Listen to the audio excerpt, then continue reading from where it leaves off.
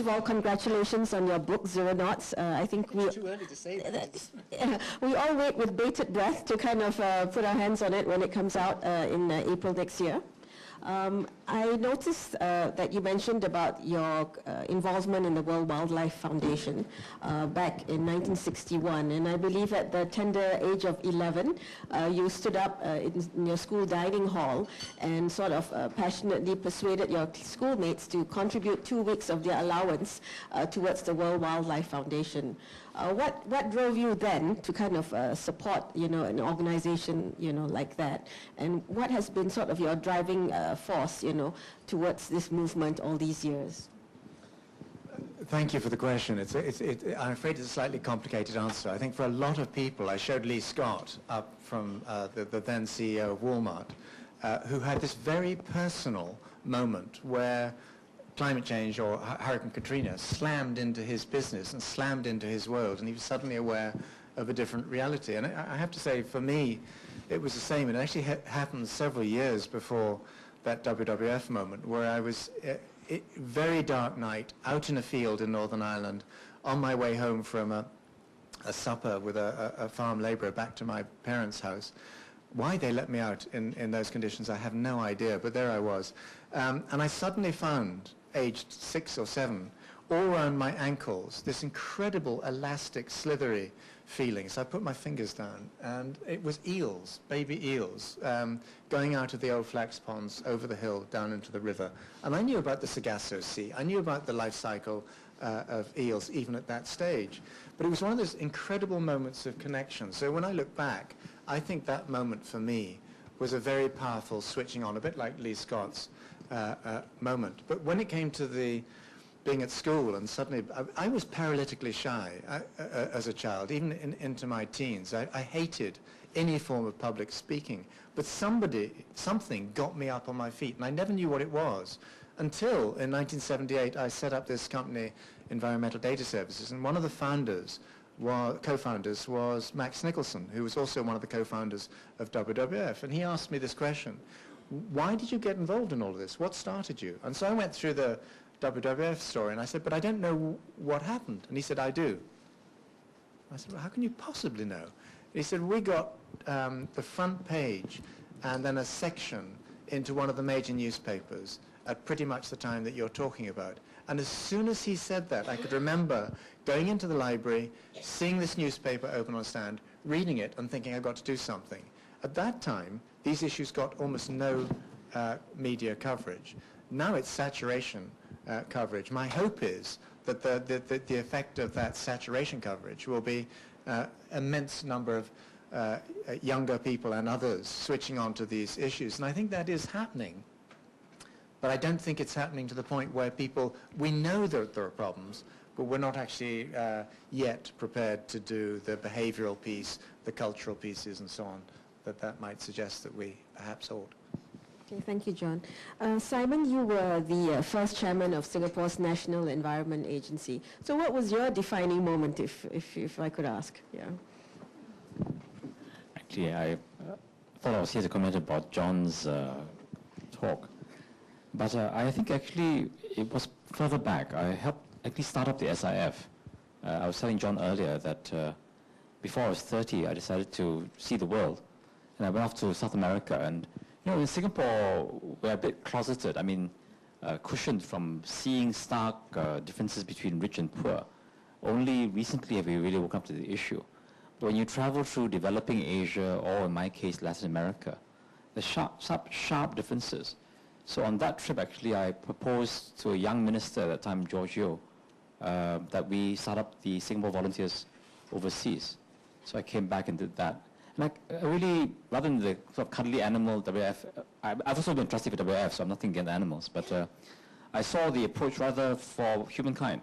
Basically that the ecology is a foundation and an envelope for how we think about human progress and development.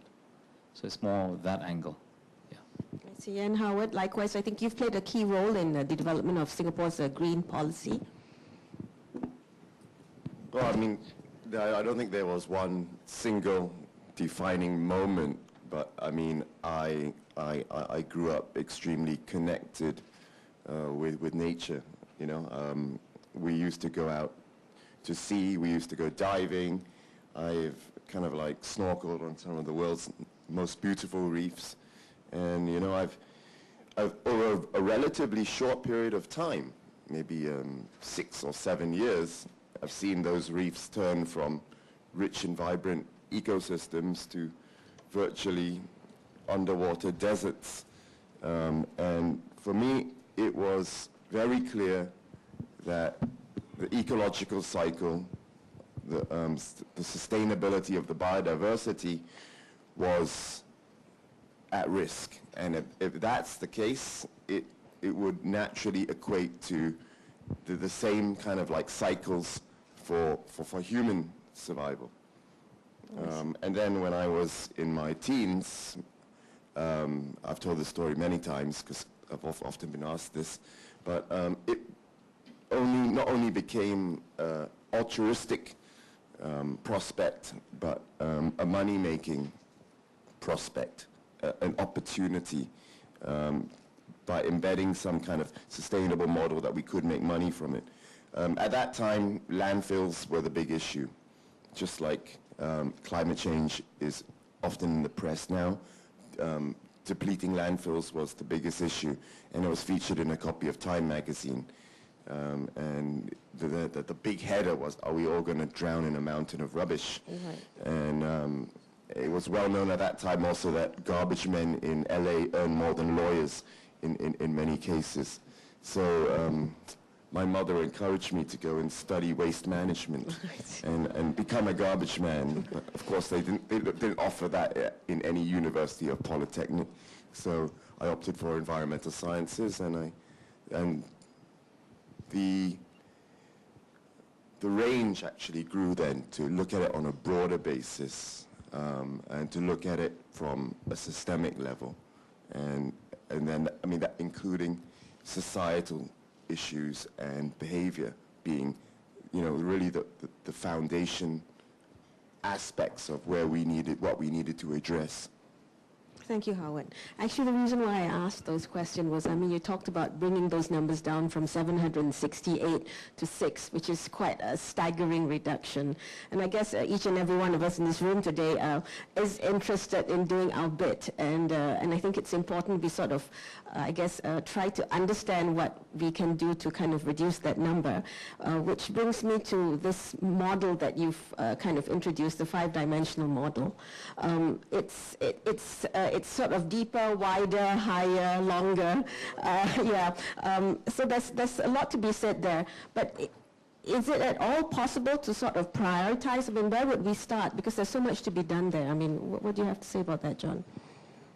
Well, I was going to ask you, Karen, since you were being nosy about what switched us all on. At some stage, it'd be very interesting to know what your story was. But just to the particular question, we have to focus, but the focus areas will vary sector by sector, business by business, country by country, whatever. But I think one of the primary areas of focus is going to have to be, and this is obvious to everyone, cities. Now, I was trained as a city planner in the early 70s. I never practiced because I found a lot of what went on in cities pretty boring at the time. And yet, the urban environment has suddenly become really, really fascinating, and partly because over half of our species now lives in cities, partly because we know that within a relatively short period of time, something like 70%, possibly even 80% of our species will be concentrated into cities. So there are immense problems. So back to the landfill issues around that Howard mentioned. I mean, you visit slums in different parts of the world, as Simon has done, and so on, and you really despair at times. And yet, you look back at my own city of London, you go back into the 17 or 1800s, it was ghastly, it was unlivable. It killed many more people than it brought in every year. It was sort of a net killer of people. And then things change, and they change because people just take responsibility, and people like Basil Jett started to build the sewage system. So I think we've got to focus, and I think you see that in companies. You see companies like Siemens, for example, once they got over the corruption issues that they've been wrestling with, now saying that cities are their defining focus. Now, there'll be other focuses there as well, but yes, we need to be much clearer about practically what we're trying to do. But I think when we talk about system change, it's probably going to be easier to do that in cities than some other places if we can get the politics sorted out. Okay, thank you, John. And Simon, what are your thoughts on John's model? Well, I think that no one should be under an illusion that John has spoken reasonably.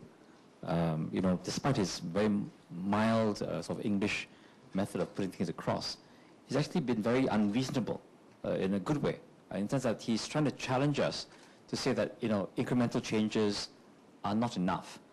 And I think that if we were to take him seriously and look at how Singapore is approaching many of these issues, we probably haven't been bold enough. We are taking steps, companies, individuals, government, but I don't think we've embraced these 5 dimensions or anything close to the kind of boldness we need. Now that itself is a pretty unreasonable statement from me. So let me explain, perhaps, if I may, as quickly as I can, how I respond to some of this. I actually a vice president of the Singapore Compact, which looks at CSR in Singapore. I'm proud to say that actually companies have started doing some of the right things. And the Singapore Exchange has made in this year, the guidelines very clear that listed companies, especially those in resources, have to look at this issue. But where we are is nowhere near where John wants us to be. It's the first baby steps. And as Karen was saying to us earlier at the start, we have to actually realize that as far as a lot of the CSR goes for companies in Singapore, we're actually behind a number of other large financial centers, like London, like Hong Kong, perhaps even partly behind Thailand on this aspect. So the question is, what are the parameters of what makes a hub city a financial hub? If it's like make all the money, etc. first, and then look after the CSR, that seems to be a parameter we're okay with. But if CSR and sustainability is fundamental, then I'm afraid we are lacking. If you look at, in a sense, other experiments, we're in the middle right now of the climate change feedback. DPM To Chi Hian launched this. I'm part of the Climate Change Network. So that online you can get feedback. I just heard the Secretary, we have not had a very large number of feedback, and the suggestions actually have been quite mild.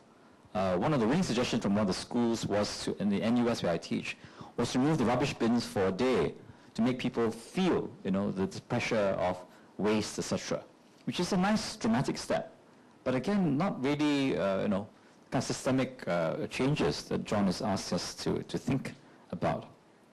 On the government side too, we talk about livable cities. I'm on a panel for Philips, not Siemens, Philips, about livable cities, and with Peter Head actually. So we have been talking a lot of interesting ideas. And in Singapore, we anchor the Livable Cities Conference. But we have, in a sense, to be challenged again to say, are we performing at the top of the game? Or are we, just doing okay? For example, in Singapore, the EDB, to its credit, has pioneered an experiment with fully electric cars. There are about 30 running around the city. Has anyone seen them? Because there are only 30. In this time we've been doing this, Paris has taken a leapfrog. No intention on the word frog, the British Council sponsoring.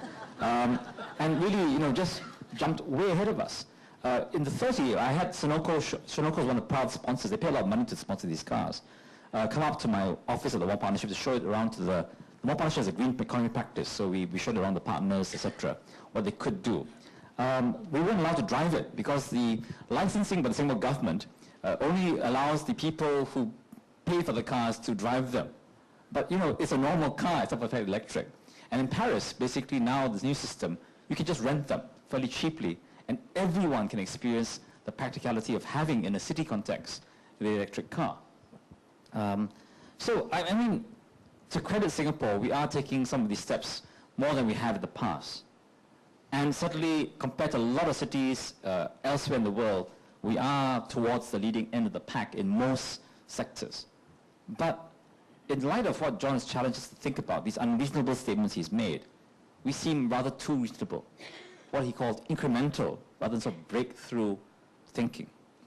And that comes back, I think, to a fundamental he mentioned about change and the attitudes of change. He talked about the Arab Spring in a kind of very positive way. I think that many people are very frightened of change of that scale and pace and the uncertainty of where those paths take us to. We prefer to think ourselves as sort of practical, workable, people who, tomorrow will be better than yesterday, but slightly so. And so we know where tomorrow is going to be like. And I think that is something that we have to think about quite deeply. For example, Peter Head, a mutual friend of ours, he mentioned about the ecological sequestration, what's it called? Trust. And actually, John and I have been on a panel before. We're both the same people. We kind of work in the NGO, private companies space, and we're quite modest in our claims. And Peter Head wants 10 million a person, or 10 million a donor. Does that sound like a lot of money to you? It does? You're in the same space as me. But if you think of the financial world, what's $10 million these days? It's not a lot of money. If you think of how much various Singapore companies like GIC, etc., put into banks, 10 million is nothing. It's a house, it's a small bungalow in Singapore, 1911, And we're talking about the future of, potentially the future of the planet of which Singapore is part. So I'm not saying that we shouldn't invest in these large, banks or whatever it is, but just in the sense of our scale. Why is it that if we think these issues are so important, experiment by a very seasoned, responsible professional like Peter Head at 10 million sounds, risky and large scale compared to putting money in various people where, some rogue trader is going to lose you 10 million, in an hour, So I think that we really have got to think these things through. If I could just close off, and I've been too long already, about the haze, another issue which, combines carbon problems near us and investment. This is one of the reasons I got into environment in a larger way when I was a member of parliament, an MMP, the 97 haze. It's been recurrent.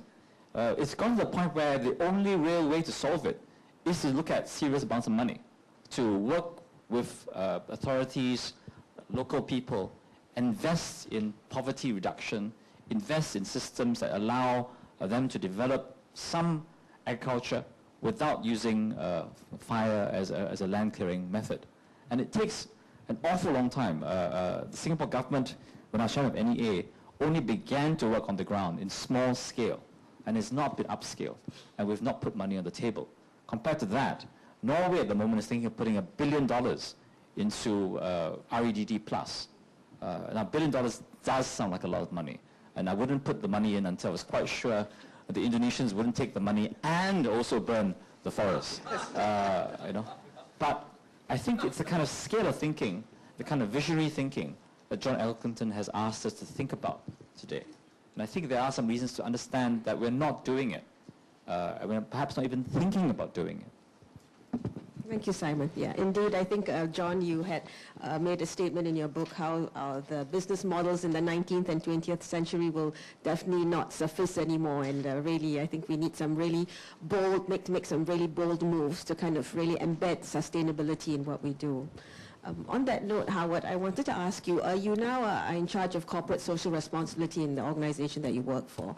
And John mentioned early on in one of his slides how some 81% of CEOs and corporations believe that, they're giving themselves a pat on the back, thinking they're doing a good job and, have got sustainability embedded in their practices. How do we sort of prevent people from equating CSR to sustainability? What are your thoughts on that? I was rather shocked when I saw that 81% figure. I would think it would be nearer like sub 10%. I think that fundamentally a lot of corporates, companies are not aligned in terms of their definition of sustainability.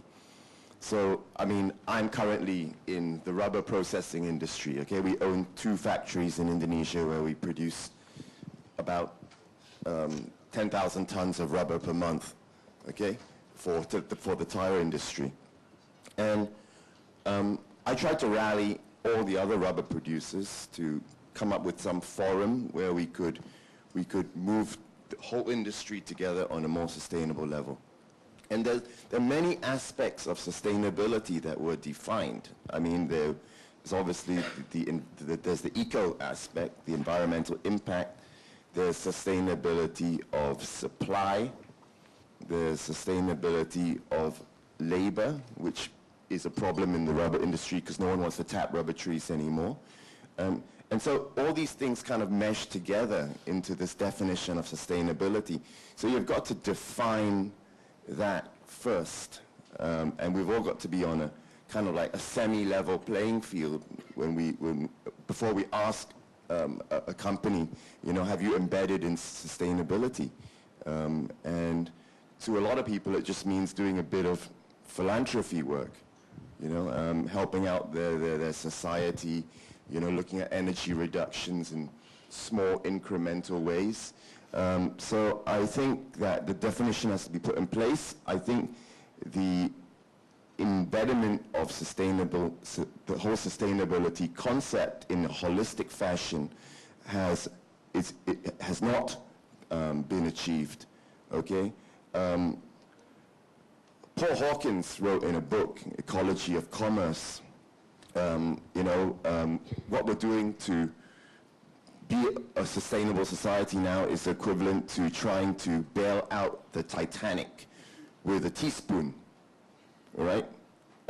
And I totally agree. I think he wrote that book about 15 years ago, and to today we're still trying to bail out the Titanic with a teaspoon. And I agree with John's 5 dimensions entirely. Getting there, I am skeptical, but you know, the whole idea of systemic change, wider, deeper, longer mindset of how we approach the sustainability challenge is something that we need to do. One project that I have just launched into as part of our CSR is not restricted to our operations, but I think embraces some of those dimensions, okay? If there are any members of the press here, this is off the record, but there is something called the X Prize, which is run out of MIT and a few of the Ivy Leagues. And basically the X Prize is a challenge to create or to do something that seems almost completely audacious and systemically different from what we perceive. And the X Prize was responsible for putting the first man in space, I think the first transatlantic flight, solo flight, and these are audacious challenges that we would not normally think are possible. And so we thought about working with the X Prize Foundation. We looked at the whole idea of sustainable cities, all right? And sustainable cities are actually technically not feasible. A city cannot be sustainable by itself, you know? And we expect kind of like, what is it? We're 7 billion. John said probably 15 billion by 2100. And we make the assumption that 70% of the world's population will live in cities by 2030. I mean, that is an assumption we make. But through making systemic changes, is it something that we could reverse? You know, I spend a lot of time in Palembang. It's a typical Indonesian city. And everyone is leaving their farms, moving into the city with a promise, and obviously, most often, they sell off most of their assets to move into the city.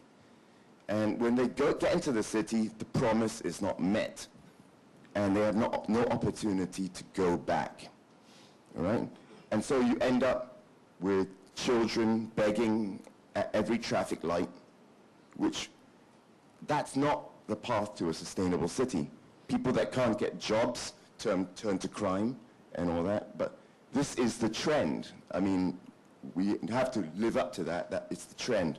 So what's the audacious challenge? The audacious challenge is to stimulate maybe a reverse migration, all right? Or at least to slow the migration through technology, through a good application of social behavior and sciences, to give someone living in a rural community all the bells and whistles and all the creature comforts that they could have in the city, and to support primary production and to support agriculture and to enhance that part. You know, and I think that creates a more sustainable world. If you're looking at the longer part, and you're looking at the systemic part, and you're looking at the deeper issues, that's the kind of challenge that we need to present to the thinking minds and the business communities. Thank you, Howard. I think it's quite interesting that you mentioned that. I think before I pass it back to John, I was just reading in Time magazine last night, and I was telling John, is it a sort of a Halloween of a different sort? Because come October 31st, the 7 billionth person in the world is projected to be born. And so effectively what, do these growing numbers mean for our future? And to your point, Howard, the challenges of the expanding human population, as reported here, lie not so much in curbing growth, but addressing the inequity across urban and rural areas, yeah.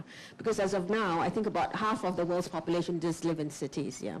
So, John, I think you wanted to make some comments about what Howard just said. Well, a couple of things. Firstly, I just wanted to sort of reflect on that, the artist capturing all of this on the wall over there. I'm really immensely looking forward to going over there afterwards and seeing what all the answers are.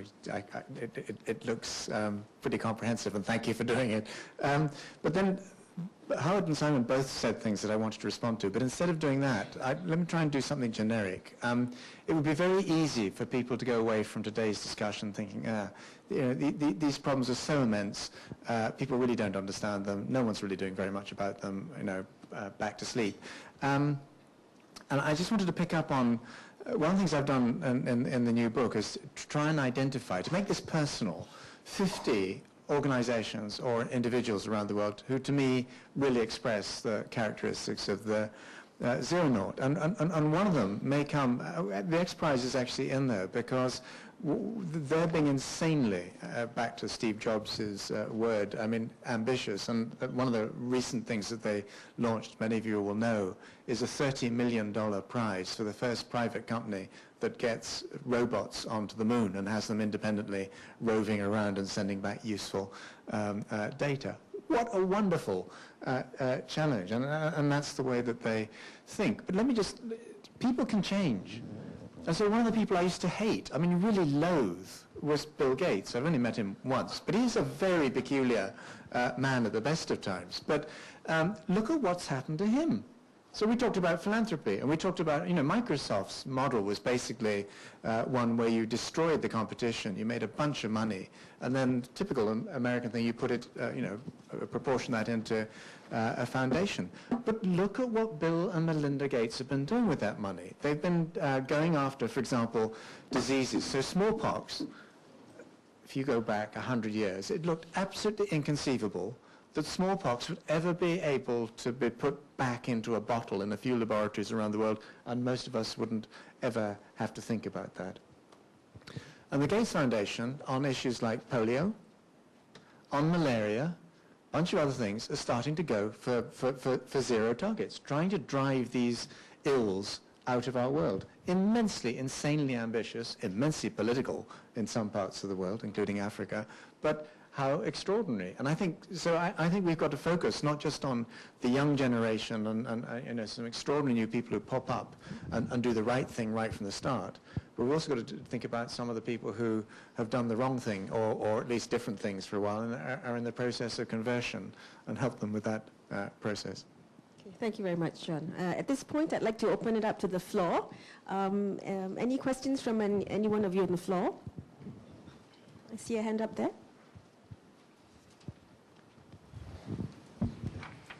Hi, good morning. My name is Sophia Jamal from the Center for Non-Traditional Security Studies at the S. Rajaratnam School of International Studies here in Singapore.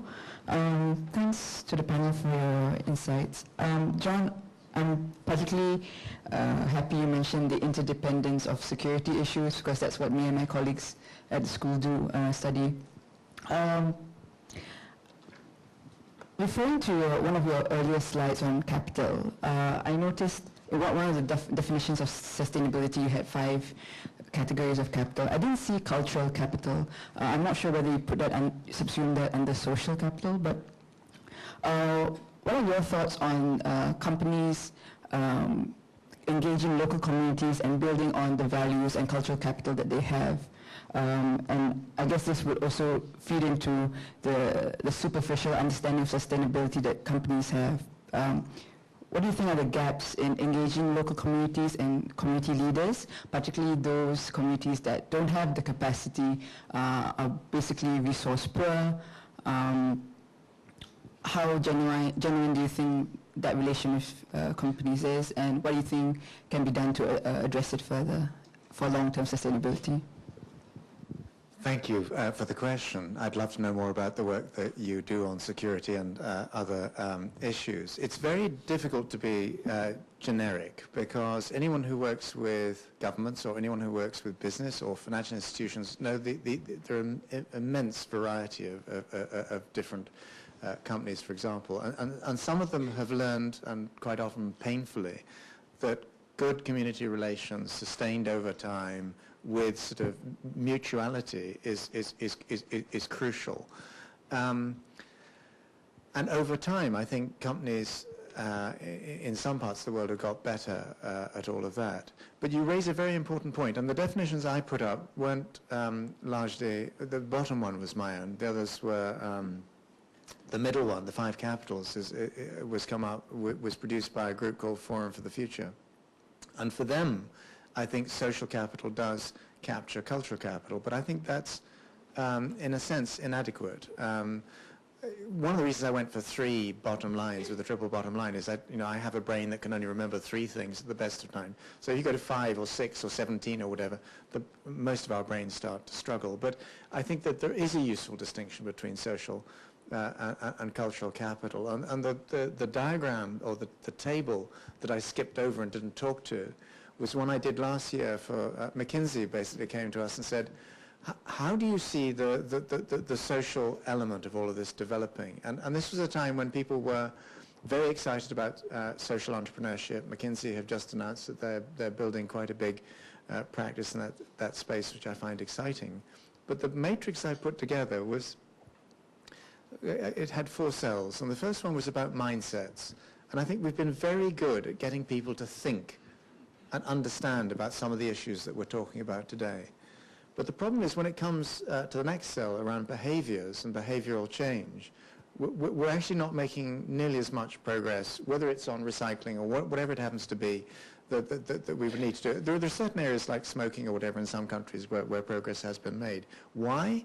Because there's cultural lock-in. So the bottom line is 2 things. One is cultures, and the other is the paradigm which underpins everything that we think, everything that we know, everything that we do. And paradigms, I mean, people often now, if they're Colgate or they're making a toothpaste, they talk about a new paradigm in toothpaste formulation. I don't think that's what we're talking about with paradigms. These are things that change very, very slowly over 70, 80, 100 years, and are pretty wrenching when they crank through. So I think we're about 60 years into a paradigm shift. I think it has to do with a one planet set of dynamics, which we really haven't woken up to as yet. And our cultures will have to adapt to that. Now, if you talk to companies about culture, they think that that's sort of arts and museum, and they have a department that does it. They don't really think about their cultural role. But I think increasingly they're going to have to do that. And they tend to want to subcontract the bulk of that to governments. I don't think they can rely on governments to do that. Business, whether you trust business or not, increasingly I think will have a cultural change role to play. Whether they can play it properly remains to be seen. We must try and help them. Thank you, John. I saw another question from, yes, the gentleman over there.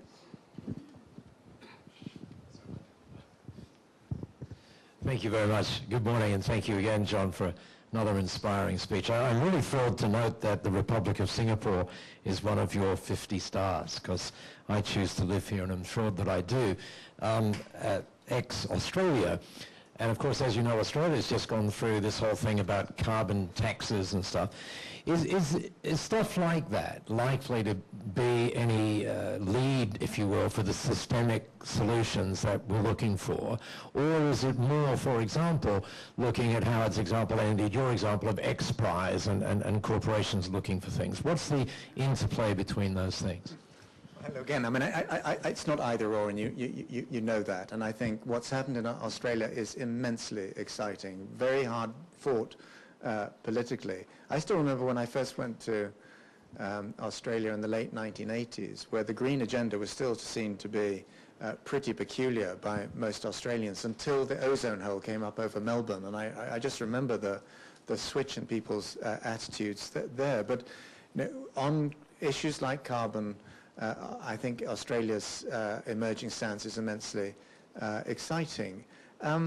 Singapore is among the 50 stars or leaders in what we call seriously long-term innovation. I totally agree with what Simon said. You know, not nearly perhaps fast enough in some critical areas, but you've been doing this for a long time. And last time I was here, I read Lee Kuan Yew's biography on the flight going back. I have to say, you know, he may have been a problem to live with at times, but what an astonishing man. And if you look at how he learned from other parts of the world and brought back to Singapore from, say, Boston, the air quality standards, messages, or whatever, that's what we're trying to do with this piece. And I think that other parts of the world have a great deal to learn from Singapore. And one of the things I found immensely exciting, this afternoon I'm seeing the Economic Development Board, EDB, again.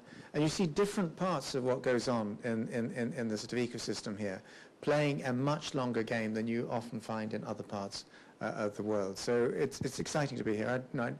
Every time I come here, I sort of wonder whether I ought to live here as well. But I actually quite like London still. But. Yes.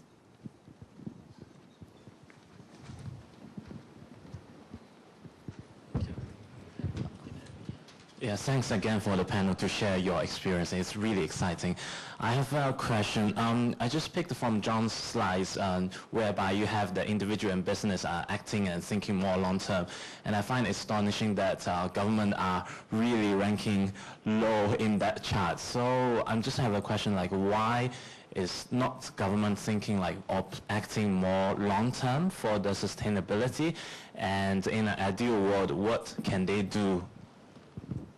Well, I'd love to hear what other panelists have to say, but I think we often forget how much government in different parts of the world actually does on a long-term basis, whether it's public health care or whether it's education, even areas like defense.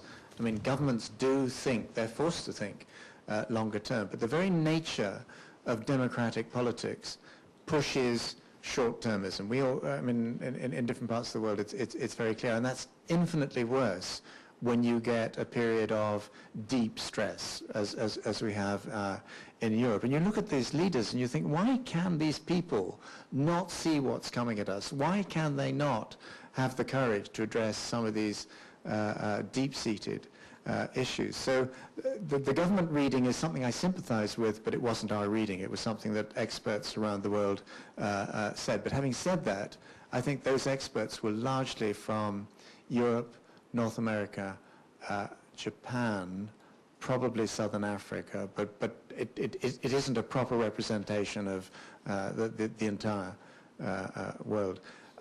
I think governments will recover. I think, you know, all of our institutions go through sort of cycles. At the moment, in much of the world, they're actually on the back foot, but we need them to recover. We must help them do so. Thank you. The lady over there.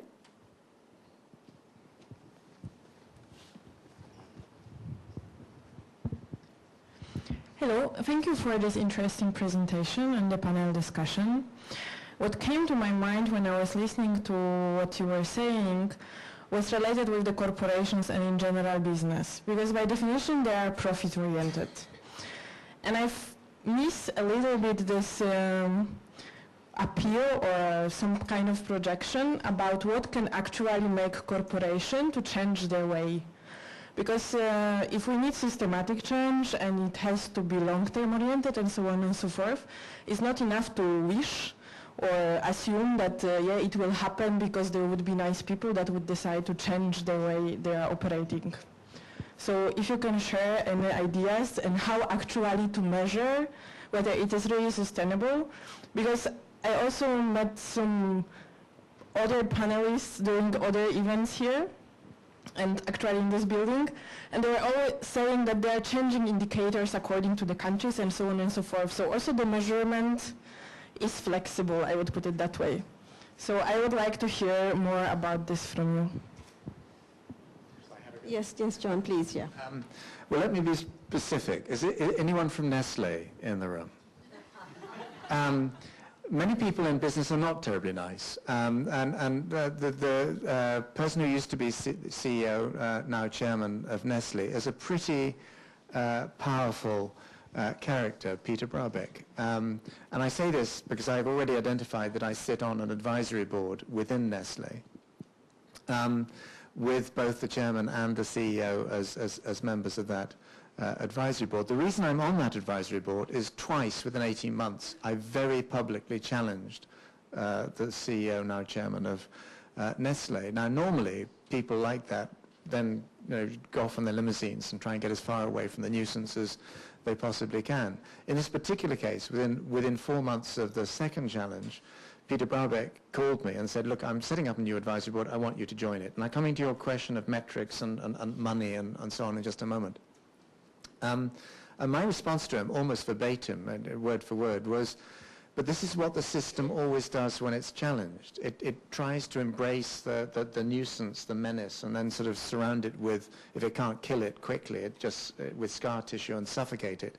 And that's not what we do. And that in the past, we've been on advisory boards and we've publicly resigned those advisory boards and said why we're doing so. And I thought with Nestle, this was a very likely outcome. And he said, no, that's why we want you. And I'm just going through this because I'm then going to say something about Nestle and competitiveness and money and all the rest of it.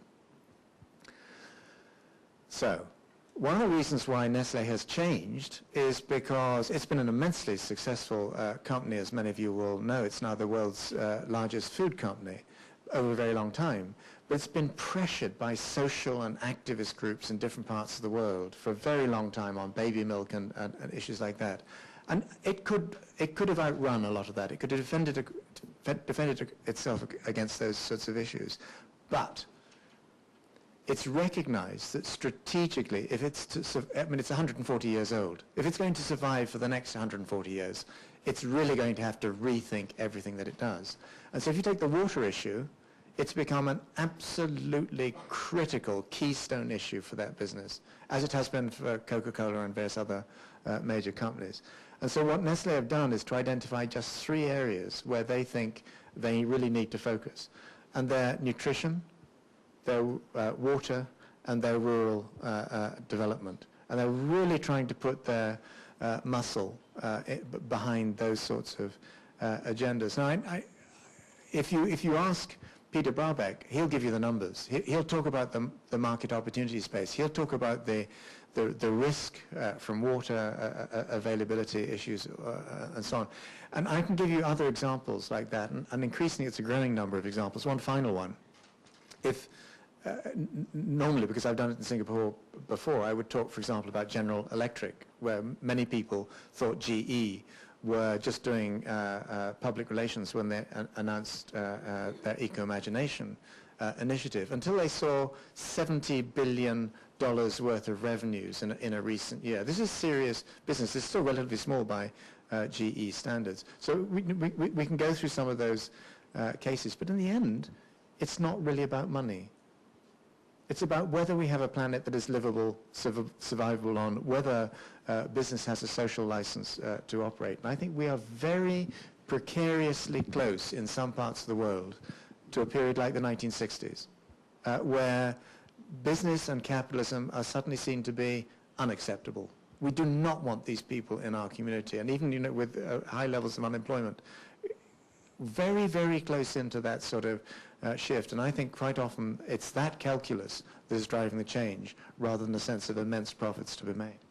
John, you talked about businesses and capitalism and sort of, I think, the need for businesses to have a social agenda, more and more so these days.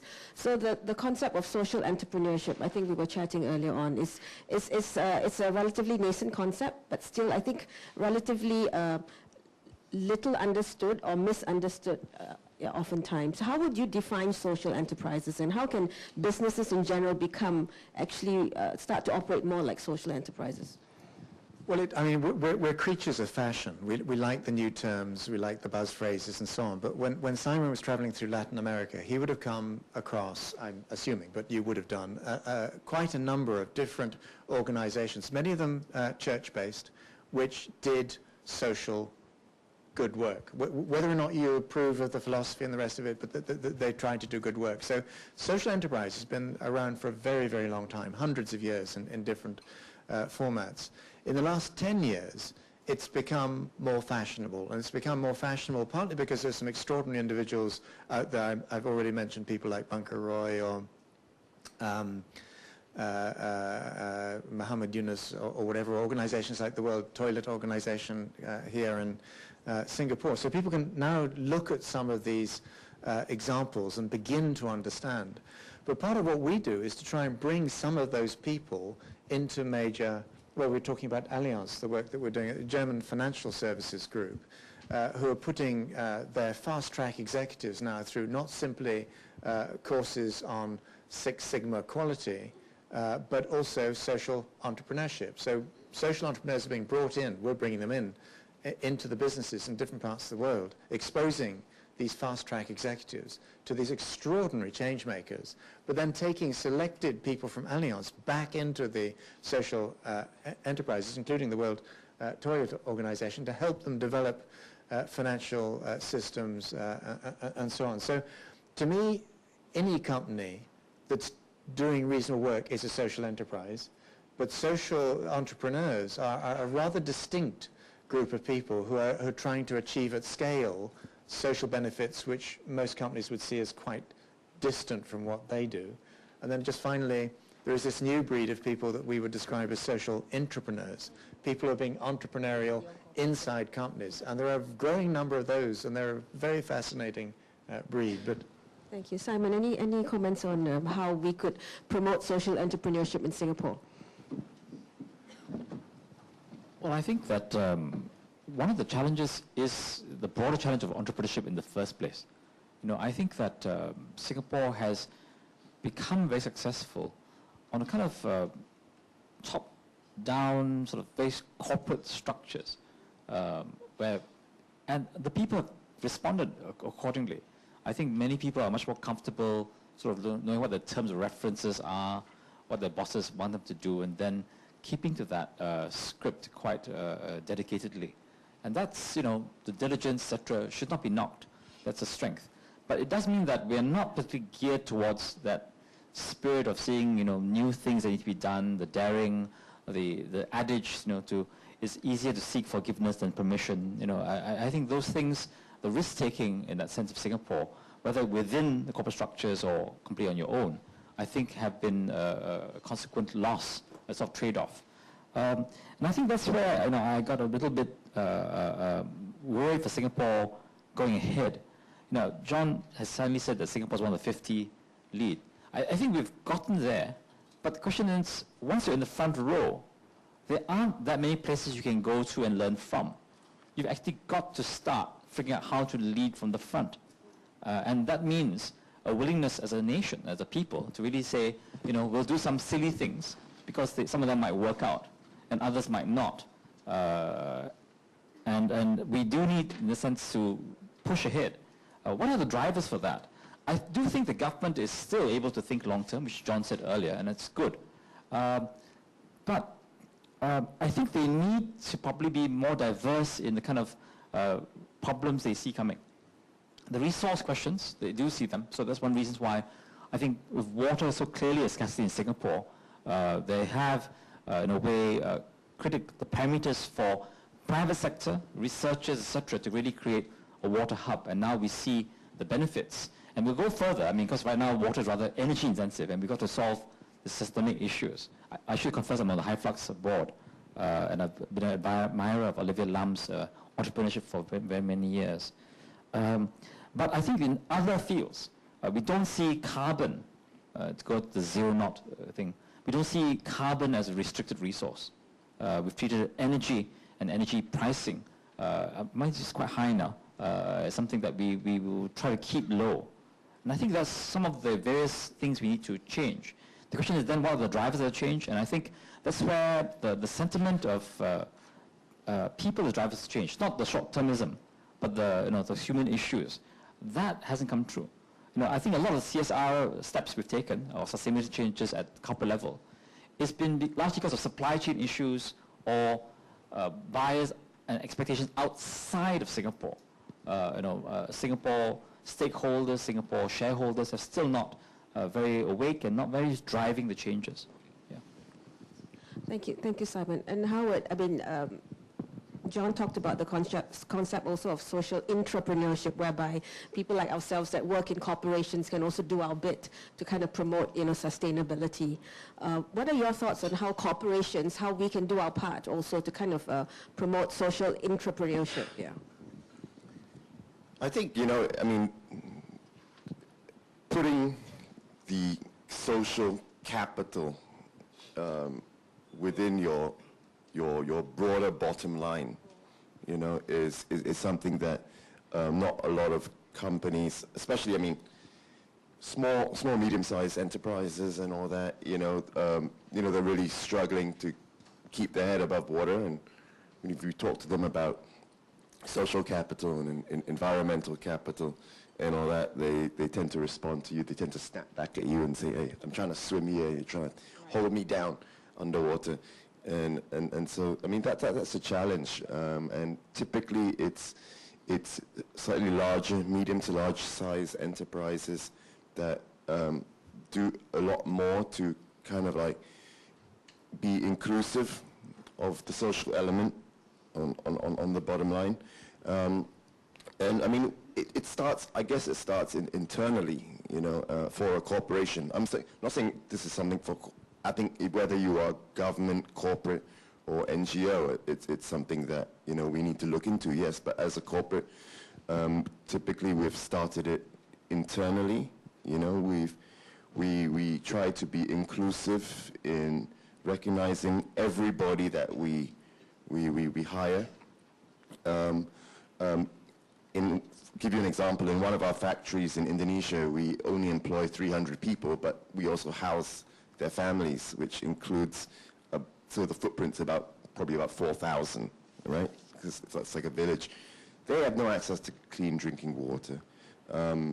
They have to spend their hard-earned money to buy bottled water. So one of the things that we're doing now is actually getting a cheap rural filtration solution, financing it ourselves, giving it to the women that live in the village so that they can run actual water shops. They run their own water shops, so they actually make money from it. And the rest of the village buys it cheaper than what they would spend on bottled water. So, that's kind of a social entrepreneurship project. It's a microfinance project. It has slightly more intangible benefits in that it keeps our workforce close to us. Builds loyalty. It's done with companies in Singapore too as well, just listening to what the employees want, listening first, so severe engagement at the first stage, and then looking at the concentric circle that comes around there, which is their families, and then there's another circle around that, which is the community. And I guess corporates do it, in some sense, it's goodwill. you know, just doing your bit for charity and all that, but I mean, in a more important sense, it's your social capital that keeps you kind of like rooted in your marketplace, and that's a very long-term thing. Okay, thank you, Howard. Perhaps we have time for one or two more questions from the floor before we wrap up. Yes. Over the back there? Yeah. Hi, thank you. My name's Natasha. There was several comments about the need for individuals to change and about human behaviour. We know the issues now, but we still don't take action. So I wondered if the panel members could share the personal practices and internal dialogues that they have that help them to make decisions that create a less impactful life and help keep things going in a more sustainable way. We'll start with you, John. I could have done without that question. In the late 80s, we did a book called The Green Consumer Guide, sold 1 million copies in 18 months, and we were basically in preaching, well, we're not preaching mode, but we were basically saying consumers really ought to take action on environmental green issues, and here are some ways you can do it, on products, on brands, on companies behind. And my wife always said at that time, you're actually the worst example in terms of changing out light bulbs or whatever it is. I never drive it, but I have a car which by most standards is quite large. I flew here from Hong Kong. I'm then flying back. And it makes no difference that we offset carbon emissions and have done for about 12 years and double it up by wherever we can, getting clients to pay the offset as well. I think we all have these sorts of issues. But I became a vegetarian 35 years ago, and I've held to that. And one of the reasons was I feel that the higher up the food chain we eat, the more problematic in many different ways. And I think meat consumption is going to be one of our really defining problems in the coming decades. We were talking earlier about cycling. I've cycled 9 miles to and fro to the office in London. I've been left unconscious 3 times, twice with broken ribs. Most recently, the 4th time, I was unconscious 5 weeks ago. It's not always easy. So one does one's little bit, but I'm just starting by saying it's not remotely adequate yet. Unlike John, I'm not very comfortable talking about myself. But I mentioned, for example, the Warm Partnership, where I am a senior consultant. We've gone green internally, as well as declaring a green economic practice, the first major law firm to do so. We internally are measuring our carbon footprint and trying to reduce it, whether by offsets or by actually changing habits of our partners, which, as you know, lawyers aren't easy, like sharks. They keep, roaming around. So it's not easy. At home, it is much more my family that does so, the recycling, etc. We're quite religious about it. And I think I was NEA chairman, when I was NEA chairman, we were challenged about how much your home consumption is. And you have a figure for your PUB and water and electricity.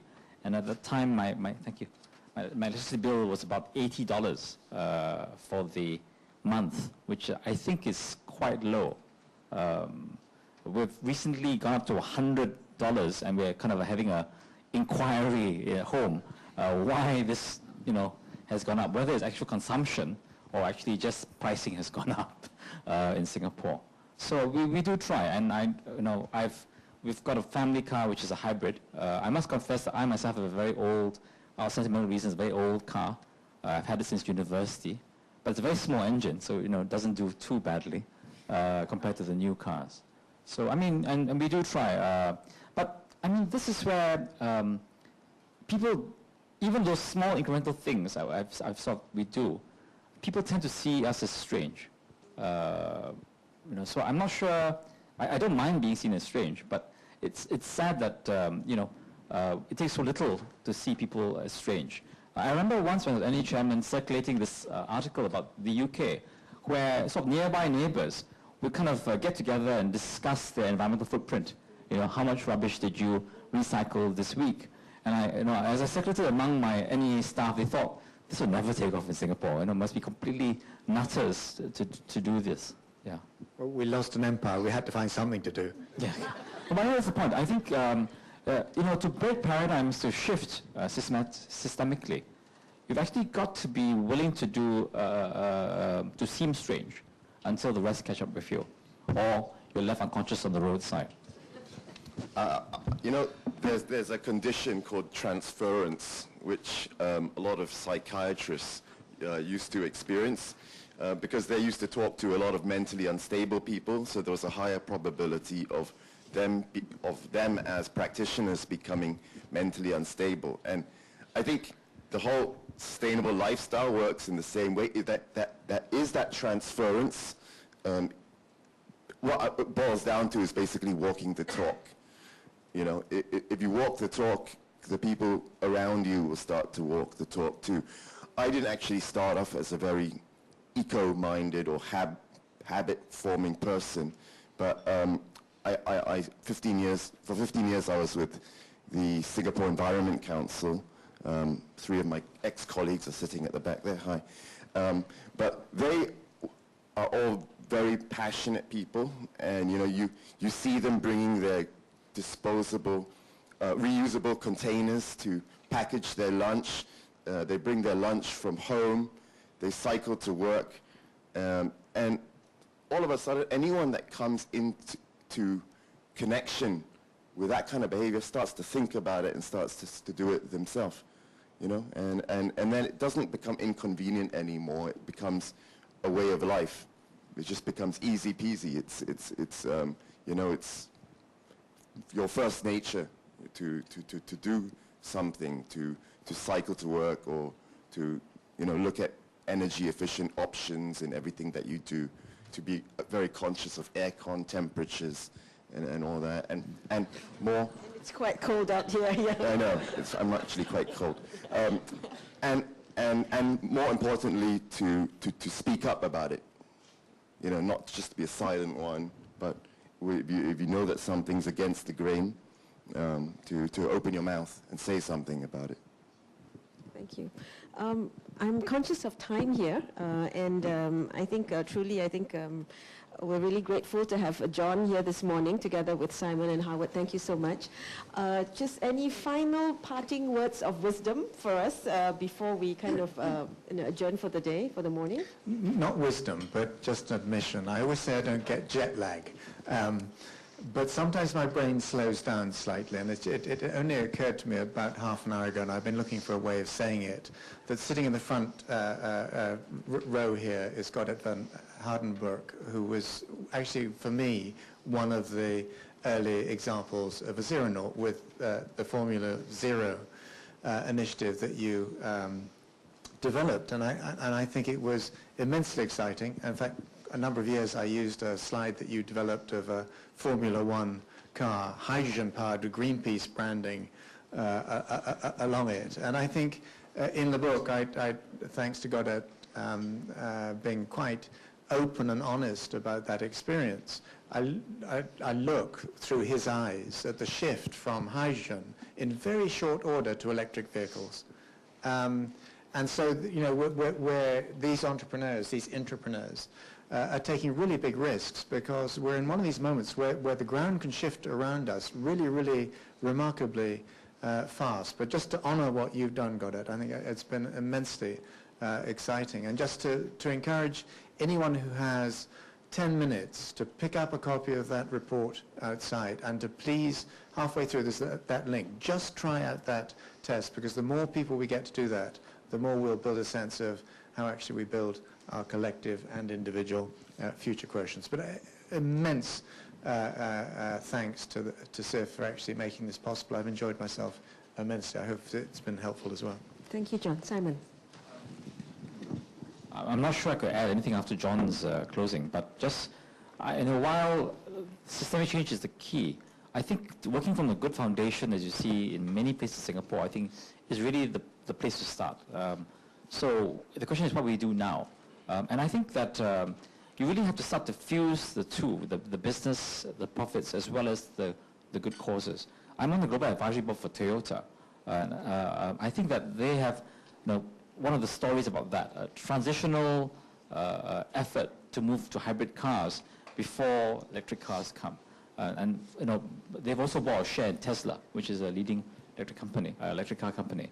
I think that they are trying to, this is a huge company.